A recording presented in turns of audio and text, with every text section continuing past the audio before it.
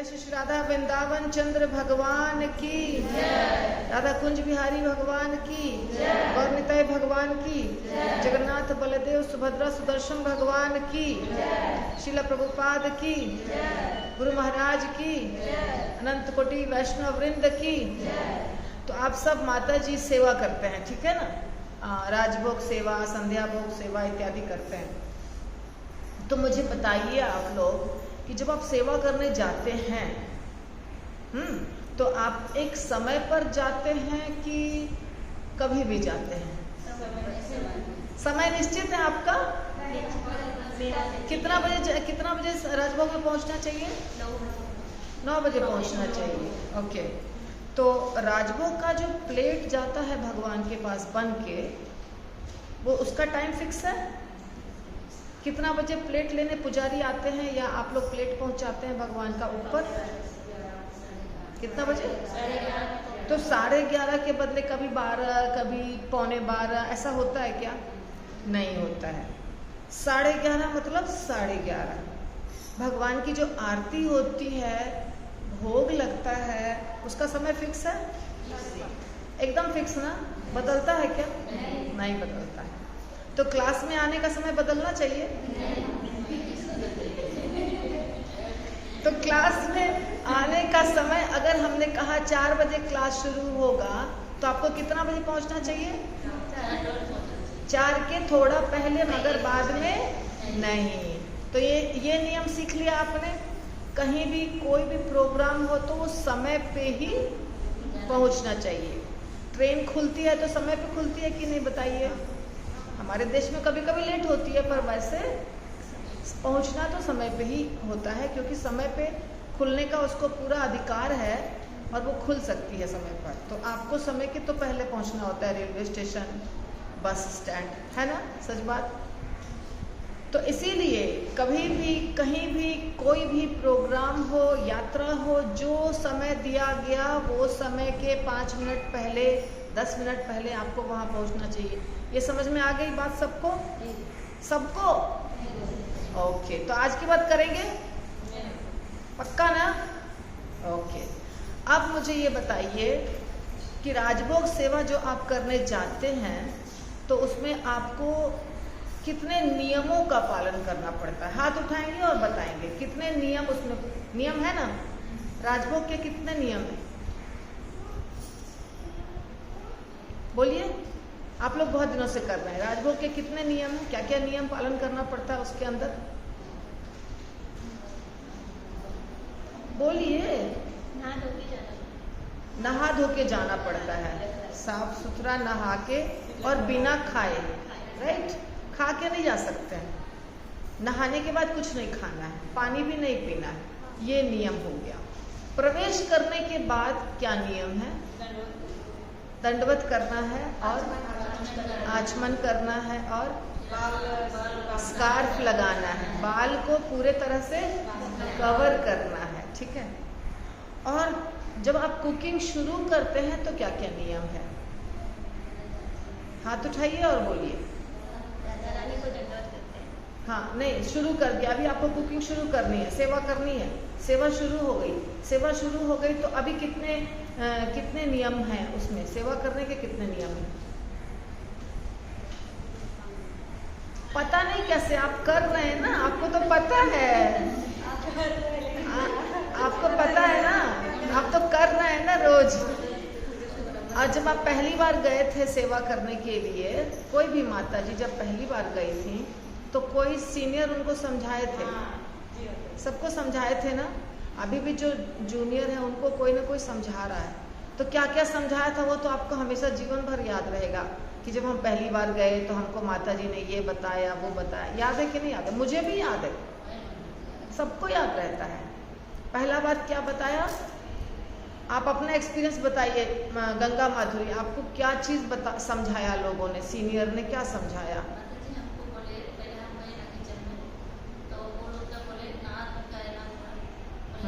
जोर से बोलिए ताकि रिकॉर्डिंग। नहा धो के आना, पूछा। हाँ,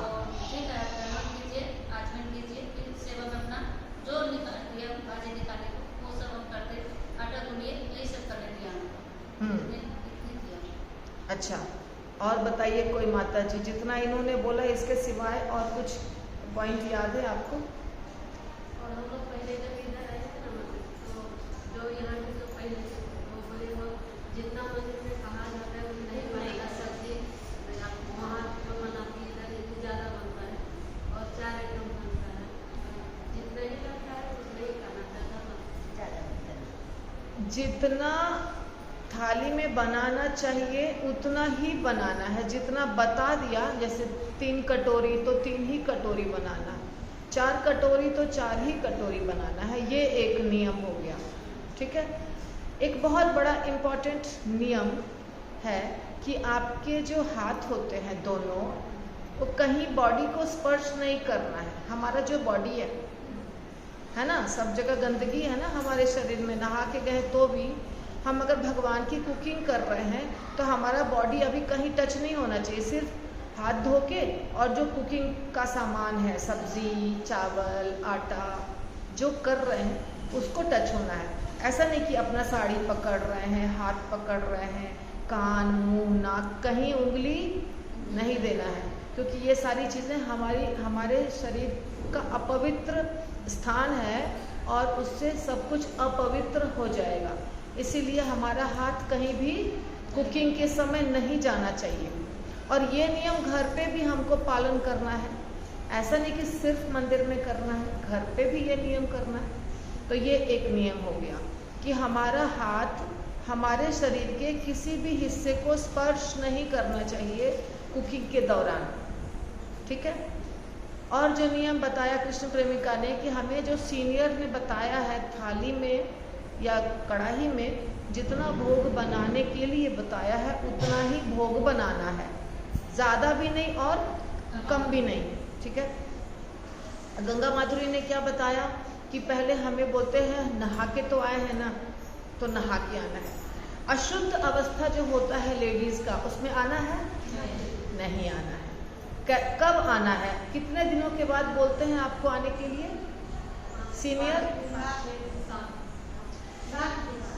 5 दिन, 7 दिन, जब तक पूरा क्लियर नहीं हो जाए तब तक किसी का ज़्यादा लगता है ना, किसी का कम, लेकिन 4 दिन मिनिमम, 5वां दिन मिनिमम। और 5वां के बाद अगर आपका 6ठा, 7वां, 8वां भी दिन नहीं क्लियर हुआ तो आप राजभोग या संध्या भोग सेवा नहीं कर सकते हैं। ये समझ में आ गई बात? ठीक है।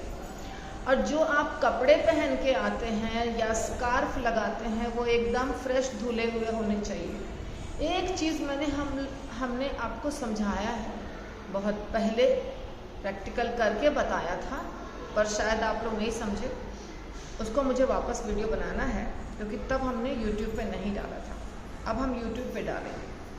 वो ये कि किचन में, अपने घर के किचन में या मंदिर के किचन में, आपको हमेशा कॉटन के कपड़े पहनने हैं। कौन से कपड़े? कॉटन। या तो प्योर सिल्क, ऐसा मिक्स्ड नहीं, प्योर सिल्क नहीं तो प्योर कॉटन, कोई भी ऐसा कपड़ा जो नेचुरली पैदा होता है, नेचुरली जो आया है, मतलब जो पेड़ पौधे से बना है या तो प्राणी से, जैसे सिल्क तो प्राणी से बना है ना, और पेड़ पौधे से बनता है कॉटन का कपड़ा। ऐसा क्यों? क्योंकि एक तो ये शुद्ध होता है, ये कपड़े शुद्ध होते हैं। पूजा पाठ में, यज्ञ में और भगवान की सेवा में 2 ही कपड़े चलते हैं, या तो प्योर सिल्क या तो प्योर कॉटन। इसीलिए हम आपको जन्माष्टमी में भी वैसा ही पहन के आने बोलते हैं, दीक्षा के समय भी वैसा ही पहन के आने बोलते हैं। तो एक तो ये शुद्ध होता है, और दूसरा यदि भगवान की कृपा है, पर यदि भगवान न करे, पर यदि आग लग गई तो कॉटन और सिल्क वाले का उतना नुकसान नहीं होगा, पर सिंथेटिक वाले का क्या होगा? पूरा बॉडी चिपक जाएगा कपड़ा। तो आप सब ऐसा करते हैं? जवाब दीजिए। ऐसा करते हैं? कितने लोग करते हैं? कोई नहीं करते हैं। हाँ, तो अपने घर में भी और मंदिर में भी, सब जगह, क्योंकि देखिए जान है तो जहान है। आपको अपना शरीर बचाना है कि नहीं? बचाएंगे तो माला करेंगे, शरीर बचाएंगे तो भविष्य में आप कुछ भी भक्ति करेंगे, घर परिवार के लिए, अपने आप के लिए। पहले तो जान बचाना है ना। तो आज के बाद ये नियम मानेंगे? क्या नियम मानना है आपको? साड़ी ही नहीं, सब कुछ, पूरे शरीर में जो कपड़े हैं जितने, वो सारे कपड़े कैसे होने चाहिए? कॉटन के। सिल्क तो बहुत महंगा होता है, प्योर सिल्क। तो कॉटन सब लोग पहन सकते हैं, बहुत महंगा नहीं होता है। 500 की भी साड़ी आती है, महंगा भी होता है, पर 500 में भी आ जाती है। 600-700 में साड़ी आराम से आ जाती है। और आप दुकान में जाएंगे और बोलेंगे कॉटन दो, तो वो आदमी आपको नहीं देगा कॉटन, वो आपको सिंथेटिक को कॉटन बता के देगा। इसीलिए वो गलती भी नहीं करिएगा। हाँ, वो गलती जब मैं रहूँगी आपके साथ तब खरीदवाइएगा, क्योंकि मुझे पहचान में है। और नहीं तो आपके मोबाइल में अगर ऑनलाइन आप शॉपिंग करते हैं तो मैं बता दूंगी कि ये, आप मुझे मोबाइल दिखाएंगे तो मैं आपको बता दूंगी ये सब साड़ी सेलेक्ट करिए। तो आपको कॉटन खरीदना है और कॉटन ही पहनना है।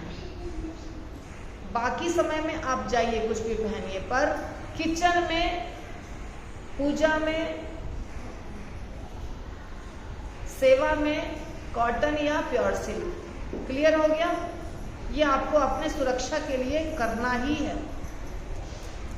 इसके बाद का नियम आगे ध्यान दीजिए, उन पे ध्यान मत दीजिए। इसके बाद जो सामग्री बनाते हैं किचन में, जो भी चीज़ें बनाते हैं, तो हमारे बहुत नज़दीक होता है ना वो प्लेट। हम यहाँ आटा गूंद रहे हैं, सब्जी काट रहे हैं, तो हमसे बहुत नज़दीक है वो प्लेट। तो ज़्यादा बातें करेंगे तो मुंह से क्या जाएगा उसके अंदर? पानी जाएगा, गंदगी जाएगी ना। तो कुकिंग के समय बातें नहीं करनी है। अगर इसका ये लगा लिए मास्क तो और अच्छा है, लेकिन कोशिश करनी है कि बातें ही ना करें। एकदम जो जरूरी है सिर्फ उतना ही बोलना पड़े, वो भी सामान से थोड़ा हटा के, ऐसे करके, क्योंकि बहुत चीज़ें दिखती नहीं है पर हो जाता है ऐसा। तो जो सामग्री हम बना रहे हैं उसमें अगर चला गया, हमारे मुंह की गंदगी चली गई, तो भगवान लेंगे क्या? बताइए, स्वीकार करेंगे? नहीं। तो ये भी भाव रखना है, ये भी हमको याद रखना है कुकिंग के समय, ये याद रखना है। ठीक है। और क्या नियम बताया? सब्जियां वगैरह जो आप बनाते हैं वो कैसा होना चाहिए? कैसे स्टार्ट कैसे करेंगे बनाना? बताइए। पहले क्या करेंगे? आपने सब्जी निकाला, फिर क्या करेंगे? अभी आप पहले पानी से कितना बार धोएंगे? एक बार, एकदम अच्छे से धोना है ना। और धोने के बाद क्या करना है? कटिंग करना है। ठीक है। और कटिंग कैसे करनी है? अब वहाँ बगल में आटा गुंदा रहा है, मैं बनाती हूँ स्वीट ना तो मेरे बगल में सब्जी पड़ी रहती है, और कभी कभी सब्जी का कुछ मेरे मिठाई में चला आता है। तो ऐसा नहीं करना है। मिठाई तैयार आइटम है, आटा गूंदा जा रहा है, रोटियां बनेगी, और सब्जी जो है आपकी वो अभी गंदी है। आप पालक मेथी तोड़ रहे हैं, तोड़ने के बाद धोएंगे आप, तो तोड़ा हुआ पालक मेथी आप तोड़ रहे हैं, वही प्लेटफॉर्म पे सब तैयार आइटम रखा हुआ है। तो आपको कैसे कहाँ सब्जी तोड़नी है?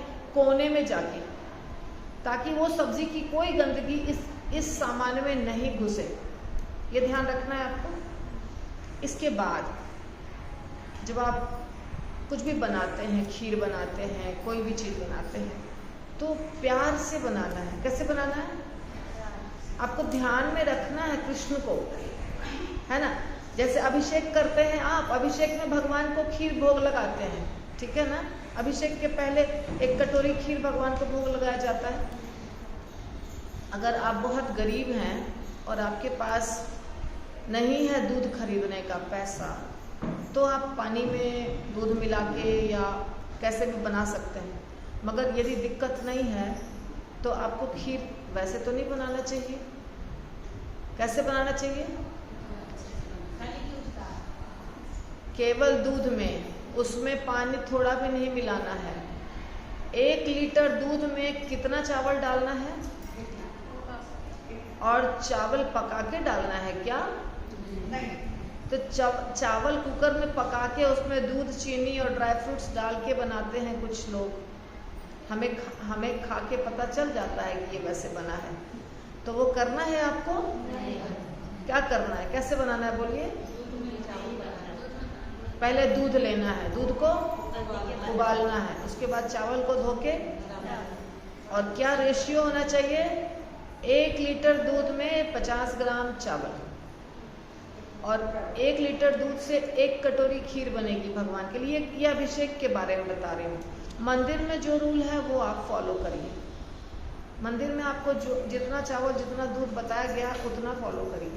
ये घर पे जब अभिषेक करते हैं तब, और उसमें ड्राई फ्रूट्स डालना है, केसर इलायची डालना है, और चीनी डालना है, मिश्री डालना है, जो आपकी इच्छा। तो ऐसे प्यार से भगवान को, अब देखिए जो आप गौर निताई का अभिषेक कर रहे हैं या लड्डू गोपाल जी का अभिषेक कर रहे हैं, तो उनके लिए आपने पूरा प्रोग्राम रखा है ना? किसके लिए रखा है प्रोग्राम? कितना खर्चा करते हैं पूरे प्रोग्राम में? कितना हजार? बोलिए। जिन्होंने किया है वो बताइए कितना हजार खर्चा होता है पूरे प्रोग्राम में? कृष्ण प्रेमी का 50-60 हजार। आप अगर सारे भक्तों को बुला रहे हैं तो आपके प्रोग्राम में लगता है 50-60 हजार, और भगवान के खीर में पानी मिला रहता है। अभी तुरंत हुआ एक प्रोग्राम ना, अभी तुरंत जो लास्ट अभिषेक मैंने किया है, लास्ट अभिषेक खीर में पानी था। चावल कैसे पकाए थे? नहीं, मैं पहचानती हूँ ना। चावल को पानी में पका के और उसमें दूध मिला के तैयार कर दिया खीर। चावल को पकाया, जैसे कुकर में आप राइस पकाते हैं ना, तो वहाँ राइस को पकाया और दूध में डाला। आप अगर एक बार राइस को पानी में पका लेंगे ना, तो फिर आप चाहे कितना भी दूध डालें वो नहीं बनेगा। तो जब आप 50,000 रुपया खर्च करते हैं, हाँ आप 50,000 रुपया खर्चा करते हैं और भगवान के खीर में आप पानी मिला देते हैं, या भक्तों के लिए भी खीर बनाते हैं तो पानी मिला देते हैं, तो वैसा मत खिलाइए। आप भले एक चीज़ कम कर दीजिए, मगर खीर में पानी डाल के मत बनाइए। और भगवान में तो बिल्कुल नहीं। भगवान के 1 कटोरी खीर में आपको कितना खर्चा लगेगा? 100 रुपया। 100 रुपया में 1 कटोरी खीर बन जाएगी कि नहीं? बन जाएगी ना। तो आज के बाद कभी भी अपने घर में खीर में पानी नहीं डालिए, कहीं भी बनाइए तो। खीर पका हुआ चावल दूध में नहीं पड़ता है, कच्चा चावल दूध में पड़ता है और दूध में ही वो पकता है। अगर ऐसे करेंगे ना, कभी खीर खराब नहीं होगा। क्या समझे? बोलिए, क्या समझे? क्या समझे? दूध उबालना है और उसमें चावल डालना है। चावल को पका के दूध में नहीं डालना है ना? ऐसा मैंने आप लोग गलत है ना, गलत है, वैसे नहीं बनता है, वैसे नहीं बनती है खीर। आपको मैं कम से कम 20-25 जगह ऐसा खाई हूँ, इसलिए बता रही हूँ। कम से कम कितनी जगह? 20-25 बार मैंने खाया है, जिसमें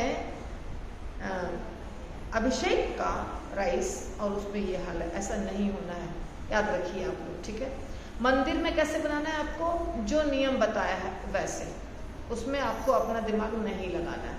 ओके। अब राजभोग में जो कुछ माताजी कटिंग करती हैं, जो माताजी ब्राह्मण दीक्षित है वो क्या करती हैं? कुकिंग करती हैं, ठीक है। जो ब्राह्मण दीक्षित नहीं है वो क्या करती हैं? कटिंग करती हैं, आटा गूंथती हैं, चटनी, जूस ये सब बनाती हैं। सही बात है ना? तो जो माताजी ब्राह्मण दीक्षित हैं, उनमें जो गैस के पास खड़ी हो गई तो उनको ये नहीं सोचना है कि अब गैस के पास मैं खड़ी हो गई तो 3-4 चीज जितना बन रहा है सब चूल्हे पे मैं अकेले बना लूं, सब चूल्हे पे मैं ही बना लूं, बाकी लोगों को मौका दूं ही नहीं। ये करना नहीं है। ये करते हैं क्या? कुछ लोग करते हैं, कुछ लोग करते हैं ना, बहुत सारी माता जी मैंने देखा है, इसलिए बोल रही हूँ। ऐसा नहीं करना है। भगवान कब प्रसन्न होंगे? जब आप दूसरे वैष्णवों को प्रसन्न करेंगे। आपके बोलने से, आपके सेवा से दूसरे वैष्णव प्रसन्न होंगे। अगर 4 ब्राह्मण दीक्षित माता जी आई हैं सेवा में, तो चारों को इच्छा है ना कुछ बनाने की, तो एक व्यक्ति 4 आइटम बना लेगा तो वो क्या करेगी? उसको कैसा बुरा नहीं लगेगा बताइए? तो ये कार्य करना है क्या?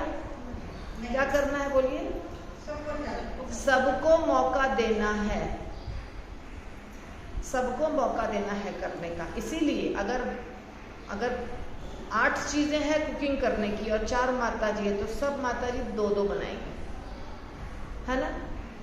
जितनी माता जी वो कितना बनाएगी? 2-2 चीज बनाएंगी। 8 क्योंकि कुछ चीजें कच्ची होती हैं, सैलेड, जूस, ये सब कच्चा होता है। तो पकाने वाला चीज अगर 8 है और 4 माता जी हैं, तो कितना हुआ? एक माता जी के ऊपर कितना पड़ा? 2। तो 2 ही चीज एक आदमी बनाएगा। क्लियर हो गया? ठीक है ना? समझ में आ गई बात? ओके। अब ये बताइए, और नियम बताइए आप लोगों ने, जो आप जो सेवा कर रहे हैं उसमें और कौन सा नियम फॉलो करना पड़ता है बताइए? चुप मत रहिए, वीडियो बढ़ रहा है आगे। क्या नियम फॉलो करना पड़ता है राजभोग में?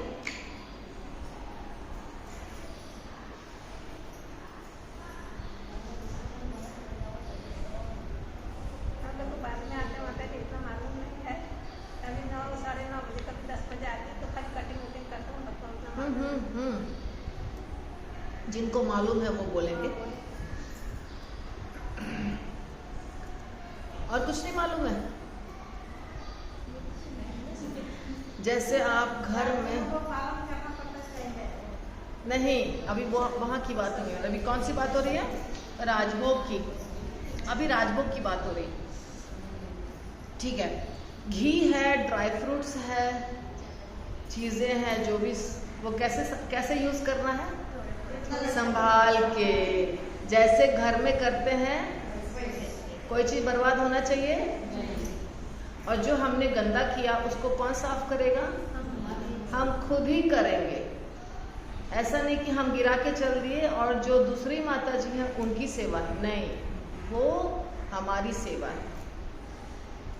तो ड्राई फ्रूट्स हो या घी हो या दूध हो या पनीर हो, जो चीज़ यूज़ कर रहे हैं, तो जितना ज़रूरत है उतना ही। अपने घर में कैसे किफ़ायत से करते हैं ना, वैसे राधा कुंज बिहारी या एनबीसीसी मंदिर किसका है? किसका किचन है ये? राधा रानी का। और राधा रानी से अगर आप प्यार करते हैं तो आप क्या करेंगे? अपना समझ के करेंगे सेवा। सही है कि नहीं? नहीं तो क्या हो जाएगा? राधा रानी आपसे नाराज हो जाएंगी कि ये तो बर्बाद कर रही है मेरे किचन के सामान को। तो जो प्रैक्टिकल करना होता है, कोई चीज पहली बार हम कर रहे हैं तो वो पहली बार घर में ट्राई करना है, मंदिर में आके ट्राई नहीं करना है। आपको बर्फी बनाना है, आपको लड्डू बनाना है ना, नया टाइप का पकौड़ा बनाना है, नया टाइप के पराठे बनाने हैं, तो वो ट्राई कहाँ करना है? घर में ट्राई करना है। और जब हो गया अच्छे से तब मंदिर में ट्राई करना है ना। और मंदिर में जो भी माता जी हैं, सीनियर, जूनियर, दूसरे गुरु महाराज की डिसाइपल, आप नहीं जानते हैं और आपको 56 भोग के समय या कभी मौका मिल जाता है सेवा करने का, तो उनके साथ कैसा बर्ताव करना है? ऐसे जैसे कि एकदम नम्रता से, अच्छे से, और ऐसे करना है ताकि उनको लगे कि हाँ इसको अच्छी ट्रेनिंग मिली है। और छम छम छम छम पायल पहन के मंदिर नहीं जाना है।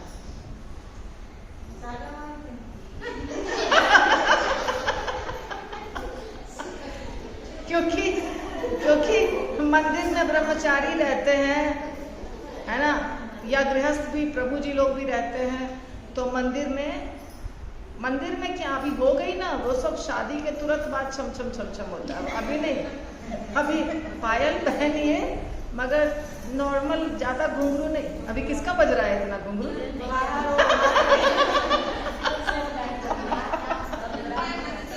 बज रहा है ना। तो अब घुंघरू बजने वाला पायल पहन के किचन में सेवा नहीं करनी है या मंदिर नहीं आना है, आना ही नहीं है मंदिर। एक प्रभु जी ने मुझे कंप्लेन किया था कि माता जी, एक माता जी को समझाइए, वो भागवतम में आती हैं, आप लोग नहीं थे, कोई और माता जी, और उनका पूरा टाइम घुंघरू बजता रहता है, यहाँ से वहाँ, सारे लोग उसको देखते हैं, वो यहाँ से वहाँ पूरे मंदिर में जाती हैं। तो नाम पता है मुझे, लेकिन मैंने कुछ नहीं बोला। तो ऐसा करना नहीं है। और इसके बाद आपको प्रसाद चखने भी मिलता है ना, बाद में प्रसाद मिलता है। तो जब आपको प्रसाद चखने मिलता है और कुछ प्रसाद ग्रहण करने के लिए ज़्यादा प्रसाद मिलता है, तो ऐसा भाव नहीं रखना चाहिए हमको तो मिला ही नहीं, हमको तो चखने भी नहीं मिला, हमें तो पता ही नहीं चलता हम कैसा बनाए थे। जो मिला उससे खुश रहिए। और यदि आपको लगता है कि हमने कैसा बनाया था पता नहीं चला, तो घर में भी वैसा बना लीजिए ना, पता चल जाएगा कैसा बना था।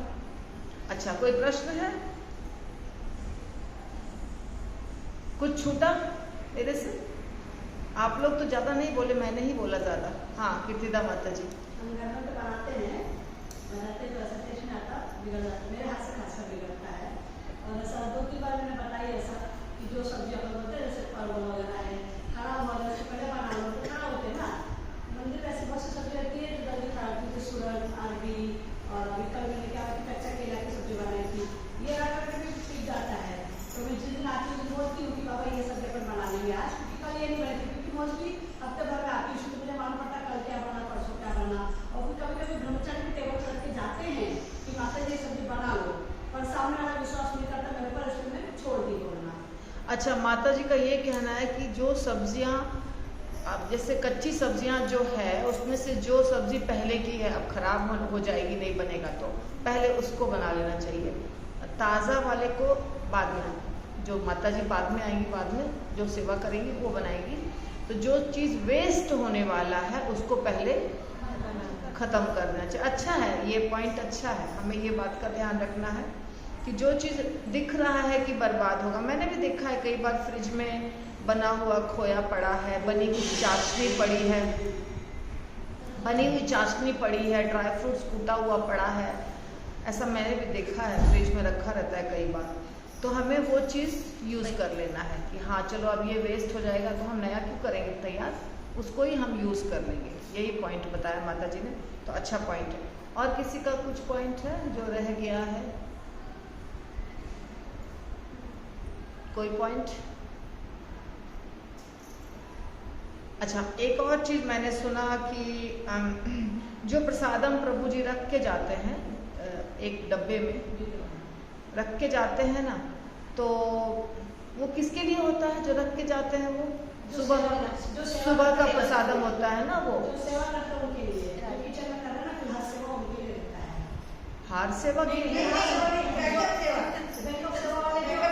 नहीं, जो बनाते हैं ना, हम लोग जैसा जो बना रहे वो भी ले सकते हैं, बेकअप वाले भी ले सकते हैं, पर बाकी सभी लेते हैं, वो सभी लेते हैं।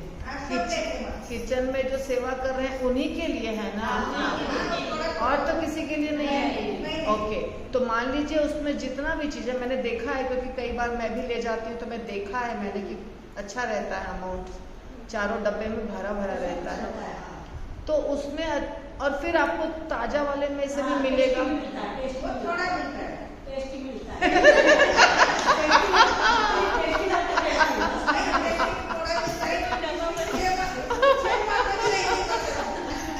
बात मैंने बोला, देखा तो हरि बोल।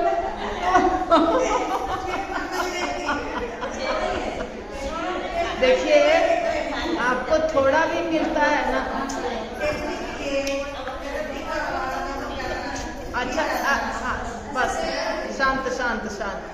देखिए भरपेट आपको वो खाना है जो चावल दाल मिलता है, जो बना है कॉमन के लिए बड़े वाले किचन में, और जो सुबह जो भी बनाया माता जी प्रभु जी ने, वो तो आपको अच्छा अमाउंट मिल जाता है। अब जो आपने बनाया है वो आप ये क्यों उम्मीद करते हैं कि वो आपको मिले? अगर वो चीज आपको मिलेगा तब तो आप इसी भावना से बनाएंगे कि वाह अभी बना लेते हैं और फिर हम खाएंगे मस्त 1 बजे। इसलिए वो नहीं मिलेगा आपको। अच्छी बातें नहीं मिलता है आपको, बहुत अच्छी बातें नहीं मिलता है। वो आपने बनाया वो कोई और खाएगा, कोई और ने बनाया वो आप खाएंगे। इससे क्या होगा कि बनाते समय आपकी चेतना इस पे नहीं रहेगी कि ये हमको मिलेगा खाने।